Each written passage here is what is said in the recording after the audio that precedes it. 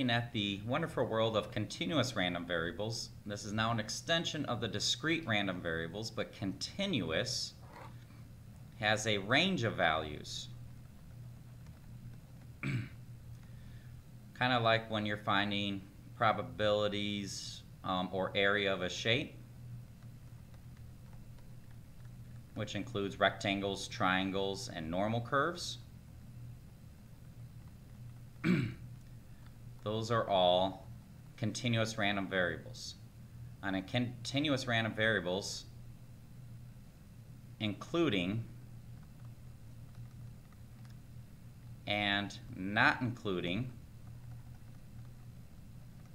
are the same thing.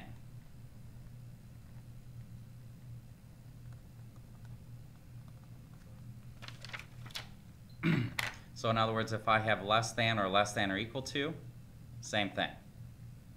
If I have greater than or equal to, same thing. There is no distinction between these two. Okay? Let's look at situation number 1.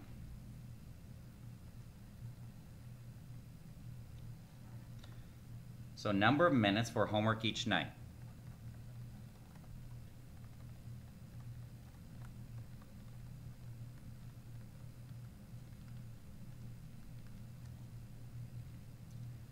Okay, so we'll do stats, of course, English, social studies, science,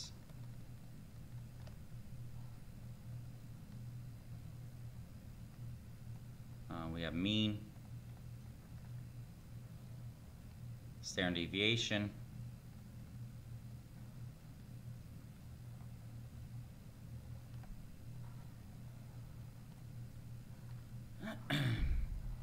there we go. So for stats, we have 52 with a mean of 5, 31 with a mean of 4, 68 with a mean of 1, or standard deviation, excuse me. 48 is a mean with a standard deviation of 3. Question 1. What is the probability it takes someone less than 25 minutes for English homework? Assume normality, I'm sorry. Assume independence. Independence. And normality for each. Otherwise, we can't do anything. What is the probability it takes someone less than 25 minutes for English homework?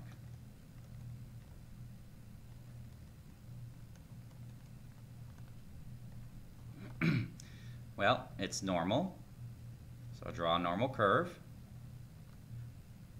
In the middle is 31. 1, 2, 3. 1, 2, 3. So 35, 39, 43. 27, 23, 19. What is the probability it takes someone less than 25 minutes? Now it doesn't matter if we're including 25 or not including 25. We still use 25. So we use the z-score,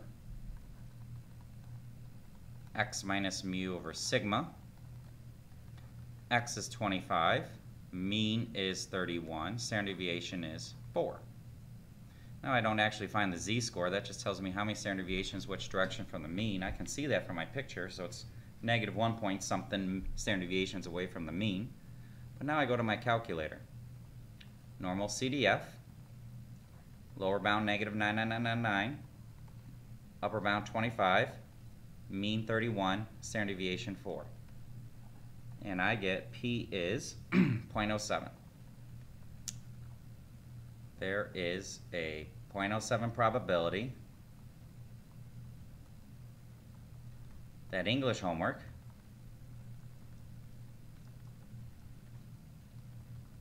will take less than 25 minutes.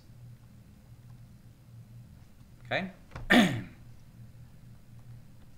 Number 2. What's probability for selected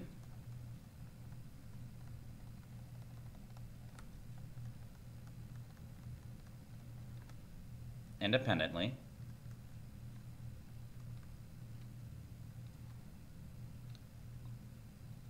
All take between 44 and 55 minutes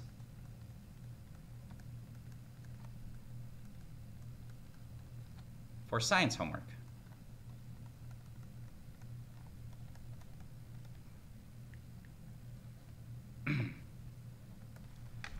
So, now, not going to worry about the 4 at the moment. We'll worry about that later. Okay, the 4 and independent we'll worry about later. Well, let's look at science.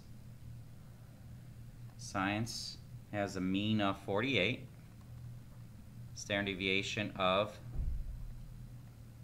something, 3, 51, 54, 57, 45, 42, 39. It's probability between 44 and 55. 44 is here, so just over 1 standard deviation to the left, so that z-score would be negative 1 point something. And 55, that z-score is to the right of the mean, just over 2 standard deviations, so it'll be 2 point something. Don't care about that, but just for your information. We write down the generic z-score.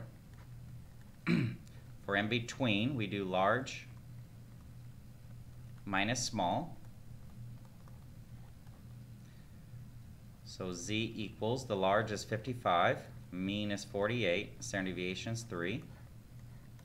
Small, 44, 48, standard deviation 3. Now we don't do anything with that.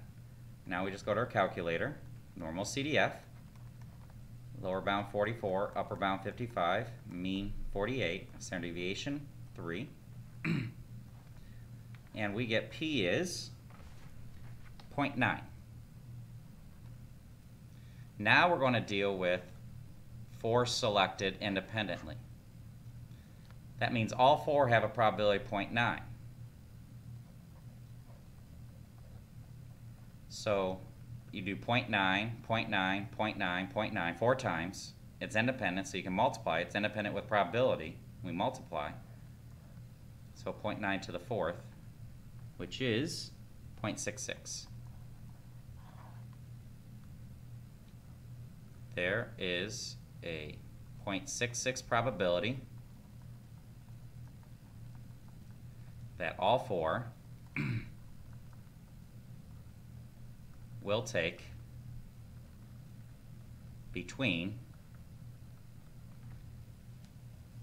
44 and 55 minutes for science homework. Okay, just got one more problem I want to work with you. Number 3.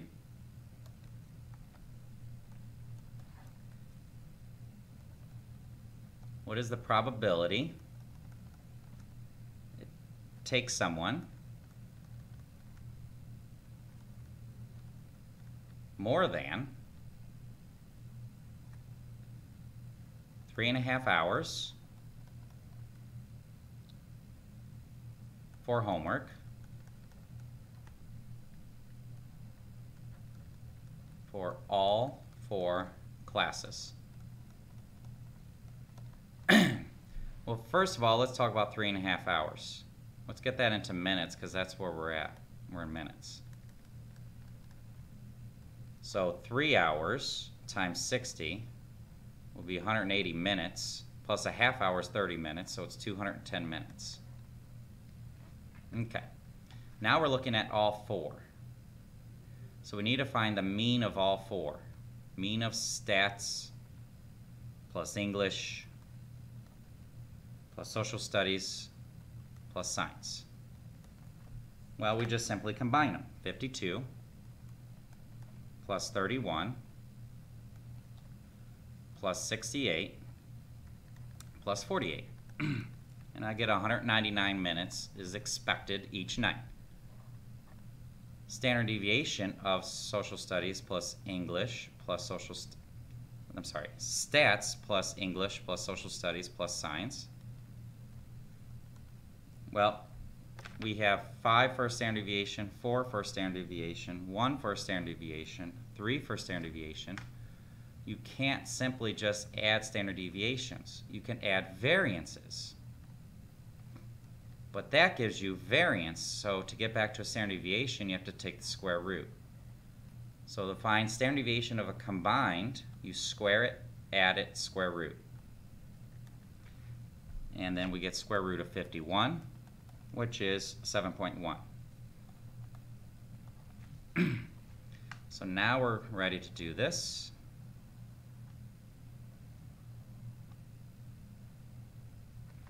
$199's in the middle. 1, 2, 3. 1, 2, 3.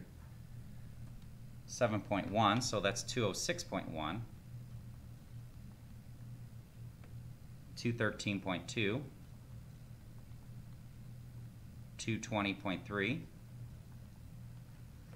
And on the other way, 191.9. 184.8, 177.7. So what is the probability it takes more than 210 minutes? So 210 is between 206 and 213. More than, shade to the right.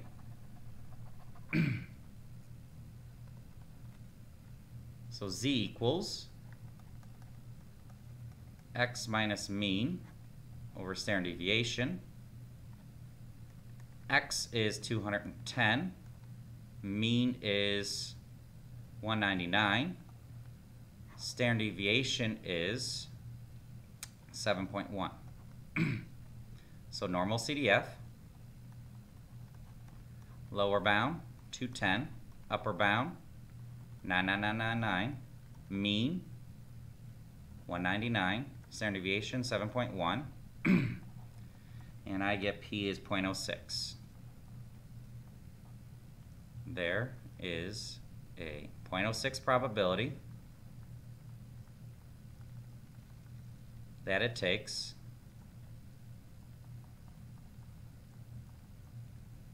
more than 3.5 hours for homework. Okay. Obviously there's more to it than what I have here, but this gives you the basics of it. Couple other things is if you're talking about probability of, and you have a rectangle or a triangle, then you just find the area. Rectangles base times height, triangles 1/2 base times height. Another thing is standard deviation. If you're trying to find the standard deviation of the difference, you never subtract standard deviation. You just square it, add it, and square root, just like you would if you're adding. Okay, good luck on continuous random variables. Bye-bye. Hopefully you have a better understanding of what continuous random variables looks like. Continuous is a range of values, and we usually use that in normal curves, or we're trying to find the area of a shape like a rectangle or a triangle. And just remember, if you're finding combined mean, you just add them up. If you're finding the difference between means, you just subtract them. If you're finding combined standard deviation, you have to square it, add it, square root it. If you're finding the difference between standard deviation, you never subtract, you still just square it, add it, square root it. Good luck and bye-bye.